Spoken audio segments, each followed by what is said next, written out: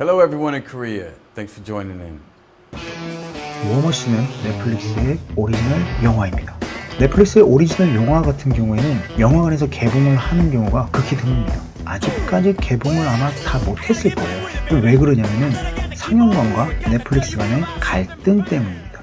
그 갈등은 바로 돈이죠. 최근 봉준호 감독의 옥자를 대표적인 예로 말씀드리고 싶습니다. 넷플릭스 오리지널 영화는 넷플릭스에서도 개봉을 하고 상영관에서도 개봉을 합니다. 그런데 이렇게 될 경우에는 수입이 감소가 되죠. 관객이 줄어들게 되고요. 이는 곧 영화관으로 하여금 상영을 하고 싶은 마음을 줄게 만듭니다. 그러다 보니 이 부분에 있어서 해결이 잘 안 되고, 그래서 넷플릭스 오리지널 영화는 극장에서 보기가 매우 힘든 것이죠. 워머신의 경우에도 마찬가지입니다. 현재 넷플릭스에서는 볼 수가 있지만 영화관에서는 볼 수 없는 영화입니다. 브래드 피트라는 엄청난 배우가 지금 연기를 했음에도 개봉을 못했죠.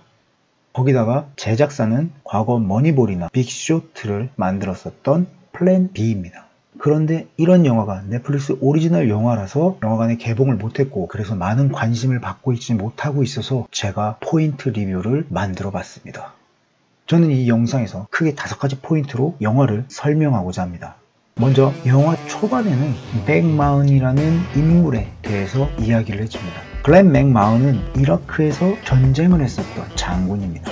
그가 아프가니스탄으로 전출을 오게 됐고, 그래서 그의 팀과 아프가니스탄의 문제점, 그리고 그러한 문제점을 방치하는 미국의 지도자들을 보여주면서 그로 인해 혼란스러워하는 미군과 아프가니스탄인들에 대해서 보여줍니다. 그렇게 영화 초반이 넘어가게 되면은 크게 5가지 포인트로 이 영화를 바라보시면 될 것 같습니다. 첫 번째 포인트는 맥마흔 장군의 얼굴 표정입니다. 그는 영화 초반부터 꽤 오랜 시간 동안 오른쪽 얼굴이 심각하게 굳어있는 모습을 보여줍니다. 그런데 그것은 어떤 장애가 아니고, 제가 바라봤던 관점에서는 누군가의 이야기를 경청하거나 혹은 자신의 의도와는 다른 이야기를 하는, 즉 반박하는 사람의 이야기를 들을 때 이와 같은 모습이 보여집니다. 그래서 맥마흔 장군의 얼굴 표정을 보면서 그의 의도를 파악하는 게 재미있게 영화를 보는 관점 중 하나다 말씀드리고 싶습니다. 두 번째 포인트는 아프가니스탄과 미국의 현 상태, 두 나라의 대립입니다. 9.11 테러로 인해서 이라크를 공습했고, 그로 인해서 아프가니스탄 전쟁까지 연장이 되었죠. 그리고 미군 공습에서 승리를 했습니다. 하지만 그 이상의 변화는 이루어지지 않은 게 이 영화가 밝히고 있는 내용입니다. 왜냐하면 미국의 수뇌부는 아프가니스탄의 변화를 원치 않아요. 그래서 대부분의 영화는 이와 같은 상황이 주어지면 다음과 같이 이야기를 합니다. 이런 상황에서 아무것도 이루어지지 않고 미래가 없는 상황에서 군인들을 가족에게 돌려보내야 하는 건가? 아니면 어쨌든 점령을 했고 그를 도와주러 갔기 때문에 그 현지인들을 돕기 위해 미군을 어느 정도까지 희생을 해야 되는가?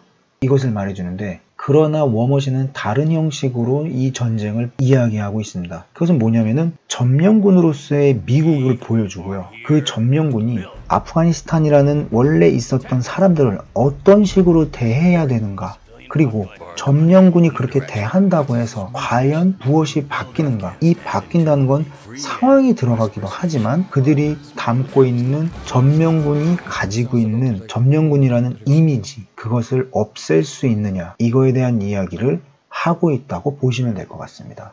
그래서 이 부분을 조금 중점적으로 보시면 재미있게 영화를 관람하실 수 있을 것 같습니다.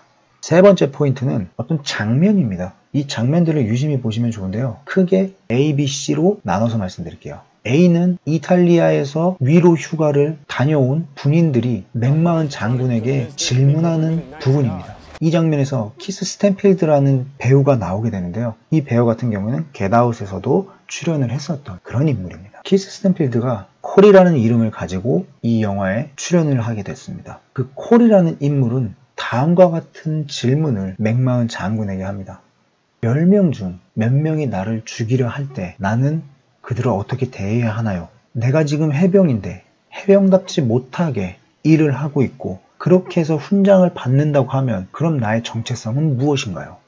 이와 같은 질문에 대한 해답을 계속해서 그려나가는 게 바로 워머신이라고 보시면 될 것 같습니다. 뿐만 아니라 이 질문은 현재 점령군으로서 살아가는 미군들이 느끼는 공포도 대변하고 있다고 보시면 됩니다. 누군가를 구해줘야 되고 그들이 비무장했지만 그들이 나를 공격할 수도 있는 그런 상황들이 있기 때문에 미군이 느끼고 있는 공포에 대해서 이야기를 해주는 부분이고요. 뿐만 아니라 영화 결말부에 일어날 비극에 대한 복선이라고 보시면 좋을 것 같습니다. 참고로 저는 이 장면 보면서 이 콜이 상병이에요.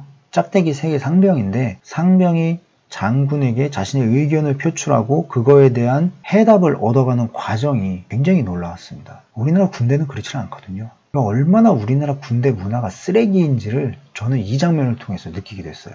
자, 그 다음 B입니다. 아프가니스탄의 총선 투표날 일어나는 에피소드를 좀 집중적으로 보셨으면 좋겠어요. 특히 바디바심데이라는 아프가니스탄인이 맥마흔의 부름을 받고 들어오는 장면이 있는데요. 그 부분에서 그들이 행하는 모습들에 대해서, 대사에 대해서 조금 집중적으로 보셔야 될 것 같아요. 그게 바로 아프가니스탄인과 미국인의 대치 상황을 간접적으로 보여주는 부분이라 보시면 돼요. 가령 예를 들면은 바디바심데이가 걸어왔대요. 근데 왜 걸어왔냐고 미군이 물어봅니다. 그럼 걸어오죠. 그리고 금속 탐지를 하면서 바디바심에게 무례한 행동을 하고 마치 미군이 갑의 위치에 있는 것처럼 행동을 하는 장면들이 나옵니다. 그래서 아프가니스탄의 총선 투표 날을 조금 집중적으로 보시면 어떠한 메시지가 그 안에 담겨져 있구나 라는 걸 확인하실 수 있을 것 같습니다. C는 타국의 문화를 이해하지 않고 점령군의 입장으로 그들을 바라보고 대하는 미국의 제국주의적 형태를 꼬집는 장면들이 굉장히 많이 나옵니다. 아까 전에 B에서 얘기했던 부분도 그거와 유사한 거고요. 그리고 A에서 나왔었던 이야기도 이거와 연장선이 들어갑니다. 그런데 더 충격적인 부분이 모카씨와 헤로인 부분이에요. 이 부분은 영화를 보시면서 아시면 될 것 같은데 이 모카씨와 헤로인 부분은 정말로 미국이 얼마나 잔인한 나라인지를 명백하게 보여주는 장면이라고 좀 말씀드리고 싶네요. 이러한 장면들을 통해서 미군도 아프가니스탄인도 전쟁이라는 소용돌이 속에서 혼란 속에 살아가고 있지만 그들을 제대로 보살피지 않는 수뇌부들에 대해서 기꼬고 꼬집는 영화 바로 워머신인 것입니다. 네 번째, 그럼 맥마흔 팀은 어떤 역할을 하는 사람들인가? 처음에는 그들을 보면은 저 사람들 무슨 군인이야 라는 생각을 하게 되는데요. 점점 런닝타임이 진행될수록 저 사람들이라면은 아프가니스탄을, 이 세상을 바꿀 수 있겠다 라는 생각을 만들게 하는 인물들이라고 보시면 될 것 같습니다. 그러면서 맥마흔 팀의 모습을 통해서 감독은 다음과 같은 메시지를 던집니다. 아프가니스탄 사람도 미국 군인도 결국에는 인간이다. 나의 친구를 대하듯 나의 이웃을 그들을 대한다면 내가 비록 점령군이라 할지라도 그들이 점령을 당한 사람들이라 할지라도 이 상황을 바꿀 수 있을 것이다. 이러한 메시지를 전달하기 위해서 맥마흔 팀을 영화 속의 중심에 넣었던 것이고 이와 함께 오바마와 오바마 정부가 했었던 무능 그리고 이미지 메이킹을 했었던 것에 대해서 꼬집고 있다고 보시면 될 것 같습니다. 즉 오바마의 민낯을 보여주는 영화입니다. 다섯 번째 포인트는 맥마흔 팀을 그러면 과연 무작정 응원해야 되는가? 이거에 대한 질문을 합니다. 맥마흔이 자신의 부인과 저녁 만찬하는 장면이 있어요. 근데 거기서 부인이 맥마흔에게 이런 말을 합니다. 우리는 1년에 한 달만 본다. 계산을 해보니 약 30일 정도만 우리는 봤다. 그래서 나는 나 자신을 대견하다고 생각한다. 이런 대사를 합니다. 9.11 테러와 같은 타국의 공격에 의해서 현재와 같은 상황이 이루어졌지만 결국 미국 군인 그리고 군인의 가족 그리고 더 나아가서 그 점령을 받은 나라의 국민들까지도 아픔을 겪는다는 것이고 그렇다면은 미국 왜 전쟁을 일으킨 거야? 라는 질문을 하고 있는 게 바로 워머신이다. 이 말씀을 드리고 싶습니다. 그래서 결론은 맥마흔 장군의 어떤 노력이 있더라도 결국 그도 점령군의 수장이라는 것은 변함이 없고 전쟁이라는 건 결국 전쟁을 겪고 있는 모든 사람을 워머신으로 만들고 있으며 뿐만 아니라 자신에 대한 진정한 성찰이 없다면 그 어떤 메시지도 제대로 전달될 수가 없다. 그렇다면 글렌 맥마흔, 당신은 당신 자신을 성찰했는가? 이 부분에 대해서 질문을 하는 결론을 내리는 영화라고 좀 말씀드리고 싶습니다. 여기에 한 가지 더 더하면 끝은 곧 시작이다. 그래서 지금까지 워머신에 대해서 알아봤습니다. 이 워머신과 유사하게 볼 수 있는 영화가 있는데요. 일단 브래드 피트가 출연했었던 영화 머니볼, 빅쇼트를 추천해드리고요. 오바마 정부의 민낯을 밝힌 조셉 고든 레빗 주연의 스노든 추천해드립니다. 그리고 개인적으로 이게 말씀을 드려도 될지 모르겠지만 이념적인 부분에서는 햇볕 정책과 워머신이 말하고자 하는 메시지가 비슷해요. 그래서 햇볕 정책에 대한 이념을 간접적으로 느끼고 싶다면 이 영화를 한번 보시는 것도 좋지 않나 하는 생각이 듭니다.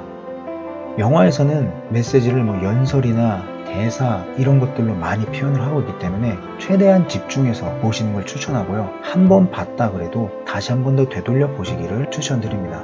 끝으로 저는 영화 속에서 맥마흔 장군이 베를린에서 했던 연설 부분과 미국 전 대통령 허버트 후보의 말을 끝으로 리뷰를 마치도록 하겠습니다. 먼저 맥마흔 장군은 다음과 같이 말했습니다. 반란군 10명 중 2명을 죽이면 몇 명의 반란군이 남는가? 20명이다. 왜냐하면 죽은 반란군의 친구와 가족들이 반란군이 돼서 헌신적인 적군이 되기 때문이다. 그렇기 때문에 반란군 공식의 10 빼기 2는 20이다. 다음은 미국 전 대통령 허버트 후보의 말입니다. 전쟁은 늙은이들이 일으키고 피는 젊은이들이 흘린다. 그리고 그 마지막 공로는 전쟁을 일으킨 늙은이들에게 돌아간다.